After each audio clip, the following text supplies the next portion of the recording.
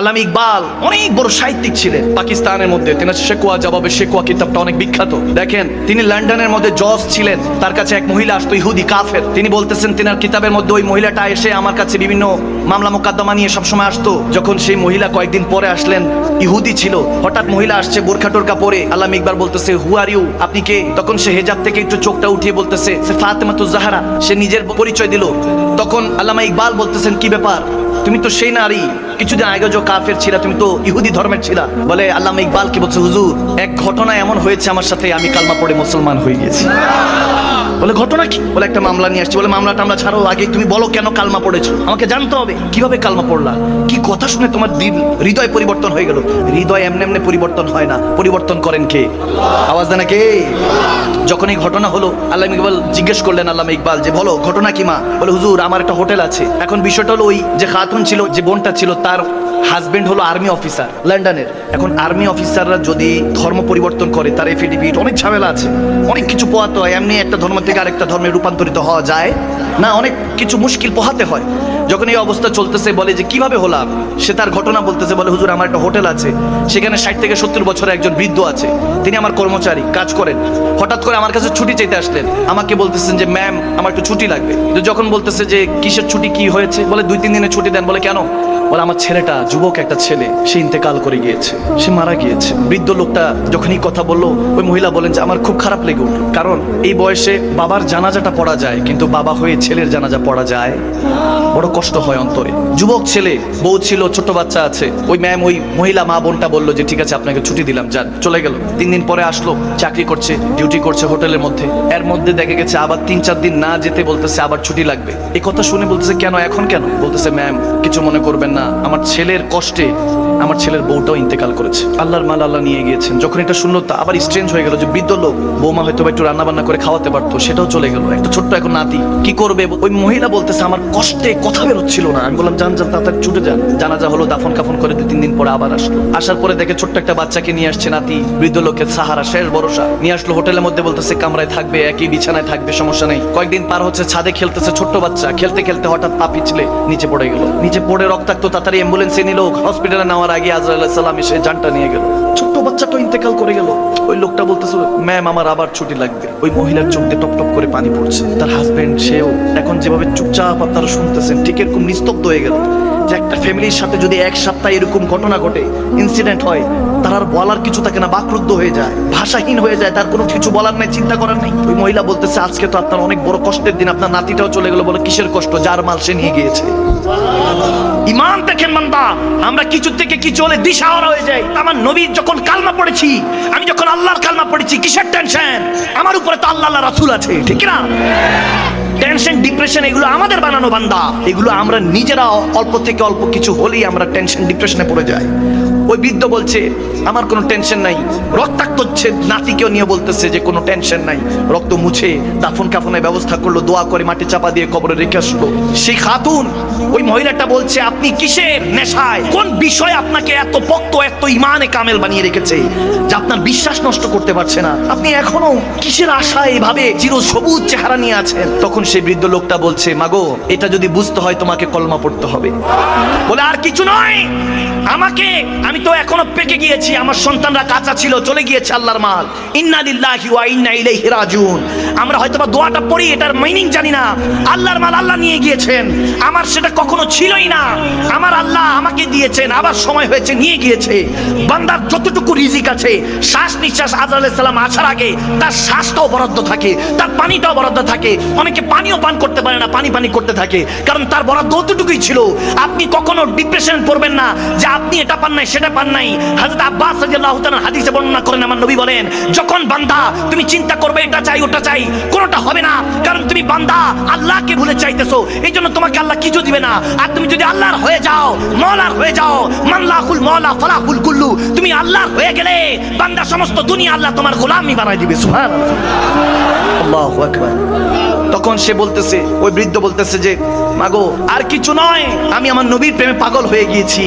এই ইশক আমাকে বাঁচিয়ে রাখে, এই প্রেম, এই ভালোবাসা, এই ঈমান আমাকে বাঁচিয়ে রাখে। আমি দেখি নাই সে রব্বুল আলামিনকে দেখি নাই, হয়তোবা নবীকেও দেখি নাই, কিন্তু কোরআনে পড়েছি আমার নবী বলেছেন, আল্লাহ বলেছেন, বান্দা তুমি আমি আল্লাহর পথে মতো চলো, নবীর পথে মতো চলো, সিরাতুল মুস্তাকিম পথে মতো চলো, তুমি টেনশন দিও না। আল্লাহ বলতেছেন যে সিরাতাল্লাযিনা আনআমতা আলাইহিম, সূরা ফাতিহার মধ্যে শুরুতেই জানিয়ে দিয়েছে তুমি পুরস্কার প্রাপ্ত হবেই একদিন। আমার আল্লাহ বলতেছেন আমাকে একবার তুমি মেনে নাও, এজন্য আমরা বলি ইহদিনা সিরাতাল মুস্তাকিম। যখন বলি হে Allah almighty guide us to straight path, আমি যখন আমার আল্লাহকে বলি আল্লাহ আমাকে সহজ সরল সঠিক পথে চালাও, সেই সহজ সরল সঠিক পথটা কি জানতে চান বান্দা? সূরা ফাতিহাতে 5 ওয়াক্ত নামাজে প্রতিবার পড়তে থাকেন বান্দা, আপনার তো খবর থাকে না, আপনি তো বলতে পারবেন না, কিন্তু রব্বে কারীম এই আয়াত দিয়ে আপনাকে সবসময় বলাতে চায় যে নিজে আল্লাহর কাছে যাচ্ছেন, Allah show me the right path, আমাকে রাইট পাথ সঠিক পথটা দেখাও। আল্লাহ পরের লাইনে বলে দিচ্ছেন সিরাতাল্লাযিনা আনআমতা আলাইহিম, যাদের উপর আমি পুরস্কার রেখেছি তারাই হলো পথ। এখন জিজ্ঞেস করলাম মাওলা কার উপর পুরস্কার রেখেছো? আল্লাহ বলেন আনা আমার রাসূলান সিদ্দিকী শুহাদা ওয়াস সালিহিন, আমি আমার পুরস্কার রেখেছি রাসূলের উপরে, আমি পুরস্কার রেখেছি সিদ্দিকদের উপরে, সত্যবাদীদের উপরে, আমি পুরস্কার রেখেছি ওলিয়া আল্লাহদের উপরে, আমি পুরস্কার রেখেছি শহীদদের উপরে। এখন যদি মিলান আমি তোমাকে বলছি ইহদিনা সিরাতাল মুস্তাকিম, আমাকে দেখাও, আপনি যখন নামাজে দাঁড়িয়ে বলতেছেন আল্লাহ দেখাও আমাকে সহজ সরল সঠিক পথ, ওই পথটা দেখাও যে পথে গেলে তোমাকে পাবো। জিজ্ঞেস করলাম আল্লাহ, তখন বলতেছে রাসূলের উপরে আমি পুরস্কার রেখেছি। এখন যদি মিলিয়ে দেখেন নামাজের মধ্যে বলতেছি কোরআনে পাক সাক্ষী আছে, নামাজ সাক্ষী আছে, 1450 বছর ধরে এটাই চলতেছে, বলতেছি আল্লাহ তোমাকে দেখতে চাই, তোমার পথকে দেখতে চাই। এখন আল্লাহ বলে যাদের উপর পুরস্কার রেখেছি তারাই পথ। এখন পুরস্কার রাখা হয়েছে আমার নবীর উপরে, তার মানে 5 ওয়াক্ত নামাজে বলতেছি আল্লাহ নবীকে দেখতে চাই, নবীকে দেখতে চাই, কারণ বান্দানি ফাকাদ রাল হক, যে বান্দা নবীকে দেখে যায় সে আল্লাহর হয়ে যায়। সুবহানাল্লাহ। নারে তাকবীর, নারে রিসালাত, নারে পাক পাঞ্জাতন, শাহেনশাহ মদিনা ইমামে রাব্বানি দরবার শরীফ। দেখেন আল্লামা ইকবালের একটা কথা বললো, উনি তো ওনার কিতাবের মধ্যে বর্ণনা করছেন হিন্দুস্তানের এক বাদশা ছিল, বাদশা মুরাদ। সে হঠাৎ করে মিস্ত্রিকে খবর দিল, যারা বিল্ডিং বানায় তাদেরকে কি বলে রাজমিস্ত্রি, এরকম রাজমিস্ত্রি খবর দিল, বলতেছে একটা মসজিদ বানাও, সুন্দর না হলে তোমার খবর আছে, সুন্দর করে মসজিদ বানাও। যখন মসজিদ বানানোর কথা আসলো ওই রাজমিস্ত্রি মসজিদ বানালো, কিন্তু বাদশা মুরাদের পছন্দ হইলো না। সে করলো কি, নাউজুবিল্লাহ, সেই মিস্ত্রি দুটা হাত কেটে দিল, হাত কেটে দিল। জোর যার মুলুকতা, দেশ তো একই অবস্থায় চলতেছে। বলার কেউ নেই, আমরা কেউ নেই, সৎ সাহসী নেই।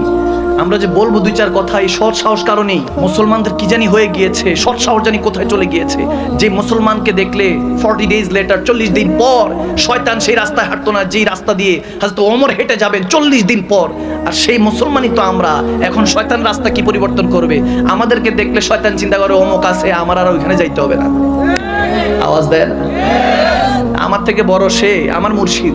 ইবলিস চিন্তা করে আমার প্রিয় মুর্শিদ। এরকম অবস্থা আমাদের মুসলমানদের। দেখেন ভাইয়ের আমার, বাবার আমার, হাত কেটে দিল ওই বেচারা মজবুর হয়ে সে কাজীর কাছে, ওই সময় যে সুপ্রিম ইমাম আলেমে দ্বীন ছিলেন, ওনার কাছে, কাজীর কাছে, জজের কাছে, ব্যারিস্টারের কাছে বিচার নিয়ে গেলেন। গিয়ে বলতেছেন জজ সাহেব, কাজী সাহেব, আপনি কার কালমা পড়েছেন? তখন তিনি কেঁপে উঠলেন, বলেন কেন, কি হয়েছে? বলে আপনি বলেন আপনি কার কালমা পড়েছেন? সে বলতেছে আমি রাসূলুল্লাহর কালমা পড়েছি, আল্লাহর কালমা পড়েছি। কেন, কি হয়েছে? বলে আমি এখন একটা বিচার চাইলে আপনি কি বিচার নিবেন? দেখতেছে হাত কাটা, রক্ত পড়ছে। বলে কি হয়েছে তোমার, বলো। সে বলে অমুক ঘটনা, বাদশা মুরাদ বলেছেন একটা মসজিদ বানাতে, আমি মসজিদটা বানিয়েছি, ওনার পছন্দ হয় না, আমার দুটো হাত কেটে দিয়েছে। এরকম অবস্থা, আমার হাত কেটে দিয়েছে, এটার কি বিচার পাবো? বাদশার বিচার কি হবে একটা কর্মচারীর জন্য? তখন ওই কাজী বলতেছে এখনো আমার রাসূলের পাকের দিন, আমার মদিনাওয়ালার দিন এখনো জিন্দা আছে। খবর পাঠানো হলো বাদশার কাছে। দেখেন তখনকার ইমামদের, তখন তো আলেমের দিনদের কি সম্মান ছিল, এখন তো আলেমের দিনদের সম্মান নেই। বাদশা থরথর করে কেঁপে উঠলো। কাজী সাহেব বিচার পাঠিয়েছে, বাদশা আসতে বাধ্য হয়েছে। আসার পরে বাদশা মাথা নিচু করে দাঁড়িয়ে আছে। আলেমী দিনদের এত সম্মান ছিল কেন বলেছি জানেন? যে মেহফিল উঠে কালেকশন, অমুক বক্তব্য দেয়, মাহফিলের আগে দিয়ে অমুক নেতা বক্তব্য দেয়। এখন আমাদের ফেস ভ্যালুর কারণে হাজারো মানুষ আসে, আসার কারণে তারা ভালোবেসে আসে, তাদেরকে কি করে আস্তে করে মিসগাইড করে, বসায় রাখে 1 ঘন্টা কালেকশন করো, তারপর অমুক নেতা আসো বক্তব্য দাও। অথচ সমস্ত যুবকরা, সমস্ত মুসলমানরা এসেছিল কোরআন সুন্নাহর কথা শুনতে। এটা এক প্রকার ধোঁকা, উম্মতের সাথে ধোঁকা। আমি কাউকে কষ্ট দিচ্ছি না, ছোট করে বলছি না, আমি আপনাদের হেদায়েতের জন্য বলছি। এই কথাগুলি বলনেওয়ালা কেউ থাকবে না, আসবে না। এখন যদি পরিবর্তন আমরা না হই, 10 বছর আফটার 10 ইয়ার্স আপনি একটা যুবককে খুঁজে পারবেন না, সব ওই মোবাইলের মধ্যে বসে বসে ওয়াজ শুনবে, ময়দানে আর আসবে না। ময়দানে আর এই যুবকদেরকে, মুসলমানদেরকে পাওয়া যাবে না। যুবকরা এখন ডে বাই ডে পরিবর্তন হচ্ছে, মাশাআল্লাহ।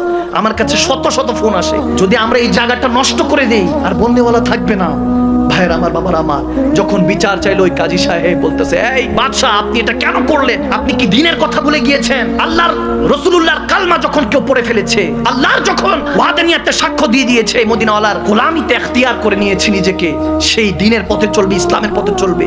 আপনি বাদশাহ হোক কিংবা ফকির, আল্লাহর দরবারে সবাই বান্দা। একমাত্র এই দ্বীন, ইন্নাদ দ্বীন ইনদাল্লাহিল ইসলাম, Islam is the complete code of the life, পূর্ণাঙ্গ জীবন বিধান। এই ইসলাম যেখানে নামাজে দাঁড়ালে বোঝা যায় কে বাদশা কে ফকির, কোনো কিছু আর ধরা যায় না, সব এক কাতারে, ঠিক কি না? আপনি কিভাবে পারলেন তাকে এভাবে দুই হাত কর্তন করতে? এটার হিসাব কি দিবেন? বাদশা থরথর করে কাঁপছে। এখনকার অবস্থা দেখেছেন, নেতা যদি এরকম, আমরা যদি কোনো নেতা ভুল করে দেশের টাকা না দশের টাকা খায়, এরকম যদি কোনো অবস্থায় আমরা যদি এটা নিয়ে মামলা করি, তিনি দোষী কিন্তু যার নামে মামলা করব ওনাকে জেল খাটতে হবে না, খাটতে হবে যে মামলা করছে। হয়রানির শিকার সে হবে। আমাকে নিয়ে সোশ্যাল মিডিয়াতে এত এত বাজে কমেন্টস, এত এত কিছু, আমাকে নিয়ে ফেক আইডি বানিয়ে মা বোনদের সাথে, ভাই বাবাদের সাথে টাকা লেনদেন এবং অশ্লীল ভাবে ছবি আদান প্রদান হয়েছে। আমি এটার জন্য যখন মামলা করতে গেলাম, মামলা করছি, সব করা হয়েছে, করার পর দেখি পেরেশানি খালি আমার। যে দোষ করছে তারে ধরতে কোনো পেরেশানি নেই। মানে যখন সাইবার ট্রাইব্যুনাল মামলা দিয়েছি, মামলা দেওয়ার পরে ফোনের কারণে, পুলিশের ফোনের কারণে আমি বলি মামলা আমি উইথড্র করলাম, যে আমার নামে সমালোচনা করতেছে করুক। দেশের অবস্থা দেখছেন, আমরা বিবেক শূন্য হয়ে যাচ্ছি। অনেকে আমাকে বলে আপনি এত আলিশান ভাবে কেন চলেন, এত কত সুন্দর করে কেন চলেন? আমি বললাম শুনেন, ওসমানে গনি আমার নবীর তৃতীয় খলিফা, আমার নবী যেনাকে জুন্নুরাইন দিয়ে বলেছেন, অর্থাৎ দুইটা নূর, আমার নবীর দুইজন শাহজাদিকে যার সাথে বিয়ে দেওয়া হয়েছে, সে ওসমানে গনি এরকম অনেক সুন্দর করে চলতেন, আদব নিয়ে চলতেন, কিন্তু অনেক রাজকীয় ভাবে চলতেন। যখন এরকম একজন জিজ্ঞেস করেছে ওসমানে গনি, গানি বলা হতো ধনীকে, বলতো আপনি এত সুন্দর কেন চলেন, আপনি কেন এত পরিপাটি হয়ে চলেন? বলে আল্লাহু জামিল ইউহিব্বুল জামাল, আল্লাহ সুন্দরটাই সুন্দরকে ভালোবাসে, আমি সেভাবে চলি। আর শুনো, যদি আমরা আলেমে দ্বীনরা, আমরা যারা সাহাবায়ে রাসূল দ্বীনের প্রচারের মধ্যে আছি, আমরা যদি ফকিরের মতো চলি, আমরা যদি একদম ওই ফকির, যারা ফকির দরবেশিতে থাকে তারা জঙ্গলে চলে যায়, তারা বাইরে চলে যায়, কিন্তু যখন যারা শরীয়তের খেদমতগার হয়ে সমাজটাকে পরিবর্তন করে, সমাজের দায়িত্ব নেয়, তারা আলিশান ভাবে এজন্য চলে যাতে সময় রাজা বাদশারা, প্রাইম মিনিস্টাররা তাদেরকে টিস্যু পেপার না মনে করে। নাহলে আলেমী দ্বীনদেরকে টিস্যু পেপার মনে করবে, মুখ মুছে ফেলাই দিবে। এই জন্য আমাদের আলেমী দ্বীনদের অনেক দায়িত্ব, আওয়াজ দেয় না। কথা বলতে হবে সাবধানতার সহিত, কথা বলতে হবে জিম্মেদারি নিয়ে। এজন্য বলছিলাম, যখন মিল্লাতের ওই দায়িত্ব পড়বে তখন আপনাকে হিসাব দিতে হবে কার কাছে? আল্লাহর কাছে হিসাব দিতে হবে। যখন ওই কাজী সাহেব বলতেছে যে যান তার হাত কাটেন, বাদশার হাত কাটার যখন পারমিশন আসলো, তখন সে বাদশা মেনে নিল, বলে আমার হাতটা কেটে ফেলেন, সমস্যা নাই। তখন অহংকারের মধ্যে, গরিমার মধ্যে ডুবেছিলাম, খেয়াল করি নাই, শয়তানে ধোঁকা পড়ে গিয়েছি। এখন আসার পর আমার নবীর কথা মনে পড়েছে, আমার আল্লাহর কাছে কথা মনে পড়েছে, আল্লাহর কাছে হিসাব দিতে হবে। বলে আমার হাত কাটেন। যখন এরকম কথা হলো, তখন ওই মজুরি, ওই কর্মচারী, সে হঠাৎ করে মিস্ত্রি বলতেছে চোখের পানি ছেড়ে দিয়ে, বলে আমার বিচার লাগবে না। আপনাকে কিসে উপলব্ধি করলো? আপনি হাত কাটতে চাচ্ছেন বাদশা হয়ে, আপনি নিজের ক্ষমতা প্রয়োগ করছেন না। তখন তিনি বলতেছেন দুনিয়া ক্ষণস্থায়ী, চিরস্থায়ী, জান্নাত জাহান্নাম অপেক্ষা করছে। আমার মদিনাওয়ালার কথা মনে পড়লো, দিন যদি প্রতিষ্ঠিত না করি তাহলে কেমনে হবে? এই জন্য জোর যার মূল্য তার করতে পারবো না। কাজী সাহেব যেটা ফয়সালা জানিয়েছেন, জজ সাহেব যেটা ফয়সালা জানিয়েছেন, সেটা আমি মেনে নিলাম, আমার হাত কেটে দাও। এই কথা বলতে দেরি না, ওই মিস্ত্রি ক্ষমা করে দিলেন। ক্ষমা করে, ওই মিস্ত্রি ছিলেন একজন কাফের। সে অবস্থাটা, এই কথা শোনার পরে তার মনের মধ্যে প্রেম আসলো। বলতেছে যেই দিন এই শিক্ষা দেয়, যেই দিন একে অপরকে ভ্রাতৃত্ব শিক্ষা দেয়, যেই দিনের মধ্যে গরিব ফকির বলতে, বাদশা বলতে কিছু নেই, সব এক কাতারে বান্দা আর উম্মত, সেই দিন আমি কবুল করতে চাই। সে কাজী সাহেবের কাছে ওই মিস্ত্রি বলতেছে আমি ক্ষমা করে দিয়েছি বাদশাকে, বাদশাকে ক্ষমা করে দিয়ে কাজী সাহেবের কাছে ওই মিস্ত্রি কলমা পড়ে চোখের পানি ছেড়ে মুসলমান হয়ে গেল। সুবহানাল্লাহ। হেদায়েতের মালিক কে? আল্লাহ। আওয়াজ দেন কে? হাজার ওয়াজ করলো কোনো লাভ হবে না যদি আল্লাহ হেদায়েত না দেয়, কোনো লাভ হবে না। হযরত খাজা মাইনুদ্দিন চিশতি 6 রজব আজকে তেনার উরুস মোবারক যাচ্ছে, সুবহানাল্লাহ বলবেন।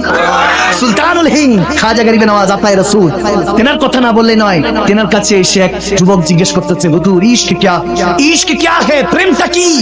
আল্লাহর রাসূলের মহব্বতের প্রেমটা কি? খাজা গরিবে নওয়াজ একটা আহ বলে উঠলেন। একটা হাদিস মনে পড়লো, খাজা গরিবে নওয়াজ নিজে বলছেন হাদিসটা, বলেন এরকমই নবীজির সামনে এরকম সাহাবারা বসে আছে, এক সাহাবা জিজ্ঞেস করছিলেন, ইয়া রাসূলুল্লাহ ইশক কিয়া, ভালোবাসাটা কি?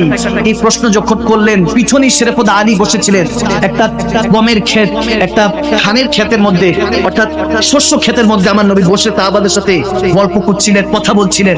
ওই মুহূর্তে যখন প্রশ্ন করা হলো, হুজুর ইশক কিয়া হে, ভালোবাসাটা হাকিকতে কি? তখন আমার নবীর কাছে প্রশ্ন আসার আগে পিছনে শেরেফুদ আলী বসা ছিলেন, তিনি আহ বললেন, বলার সাথে তো ওই শস্য ক্ষেতে আগুন ধরে ওই শস্য ক্ষেত ছাই হয়ে গেল। আমার নবী বলেন, জিসকে দিল মে ইতনা ইশক इश्क है आह निकल से आग लग जाता है যার অন্তরে এতটুকু প্রেম আছে আহ বের হতে দেরি নাই আগুন লেগে যায় বুঝবা তার অন্তরে আল্লাহ ইশক রেখেছেন তার অন্তরে প্রেম রেখেছেন খাজা গরিব নওয়াজ বলতেছে फिर भी तुम सुनना चाहते हो জানতে চাও যে প্রেমটা কি তাহলে শুনো যখন তোমার প্রেম হয়ে যাবে আল্লাহর সাথে রাসূলুল্লাহর সাথে তখন তোমার দুনিয়ার খেয়াল দুনিয়ার ऐश ও আরাম দুনিয়ার শোহরত ইজ্জত দৌলত নারী বাড়ি গাড়ি এই যত রকমের দুনিয়ার জিনিস আছে তোমার কাছে সেলিব্রিটি ভালো লাগবে না পপুলারিটি ভালো লাগবে না ফলোয়ার্স নিয়ে তুমি চিন্তা করছো কমেন্ট বক্স নিয়ে চিন্তা করছো এগুলো আর ভালো লাগবে না খাজা গরিব নওয়াজ বলতেছে দুনিয়াদারি আর তোমার ভালো লাগবে না তোমার কাছে শুধু আখিরাতের চিন্তা আসতে থাকবে রব্বানা আতিনা ফিদ দুনিয়া হাসানা তখন দুনিয়াটা তুমি সুন্দর করার জন্য ব্যস্ত হয়ে পড়বা নামাজ দিয়ে ইবাদত দিয়ে কুরআনে ফাত দিয়ে মহব্বত দিয়ে তুমি দুনিয়াটাকে আবাদ করবা দিলের দুনিয়াটাকে আবাদ করবা মনে রাখবেন এই দুনিয়াতে চোখ দিয়ে অনেক কিছু দেখেন কিন্তু খাবে যখন আপনি ঘুমাইয়া যান আপনি যখন ঘুমের নেয়ামতে শুয়ে থাকেন ওই মুহূর্তে খাবের দুনিয়াতে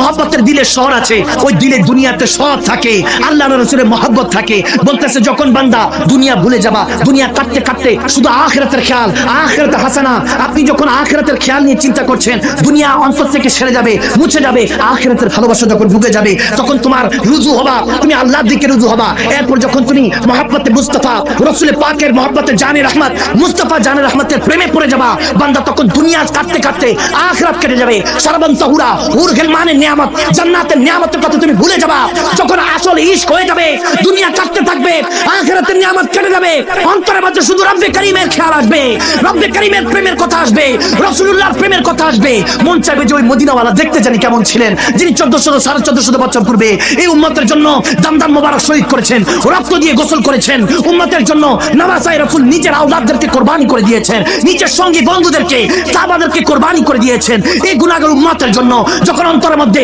দুনিয়া কেটে যাবে আখিরাত কেটে যাবে শুধু তোমার অন্তরের মধ্যে মওলার প্রেম চলে আসবে খাজা গরিব নওয়াজ বলে তুমি পুছতে হো আয়ে উসে মোহব্বত है तो देखता क्यों नहीं তুমি বলতেছো এত ভালোবাসি তিনিও এত ভালোবাসেন তাহলে দেখি না কেন हां वो पर्दे में है पर्दा पोश है वो अगर पर्दा हटा दे किसको होश है আর তুমি যদি ইতনাকে বেহেজাব দেখতে চাও আরেকটা তুর পাহাড় লাগবে আরেকটা মুসা লাগবে তুর পুরো ছাই হয়ে যাবে মুসা কালিমুল্লাহর মতো তুমিও দেখতে পারবে না হয়রান হয়ে যাবা এজন্য তিনি পর্দার আড়াল থেকে ভালোবাসে পর্দার আড়াল থেকে তোমার জন্য নিয়ামত বরকত দান করে বান্দা যখন তোমার ইশক হয়ে যাবে দুনিয়া আখিরাত ভুলে যাবা তার সাথে মন লেগে যাবে তখন আর তুমি বলবা না এ নামাজ আমার কাজ আছে কাজকে বলবা আমার নামাজ আছে তখন দুনিয়াদারি তোমার কাছে ভালো লাগবে না তখন তুমি একাকিত্ব যখন থাকবা গুনাহ তোমাকে ছুঁতে পারবে না তখন তুমি এখান দিয়ে চোখ বন্ধ করবা ওখানে কিসমতের চোখটা আল্লাহ খুলে দিবে ডাক দিয়ে আরশা থেকে বলতে পারে ওগো কামলিওয়ালা নবী কি করছেন আমাকে তো দেখতে পারবে না বান্দা কিন্তু আপনাকে দেখার তো রাস্তা রেখেছি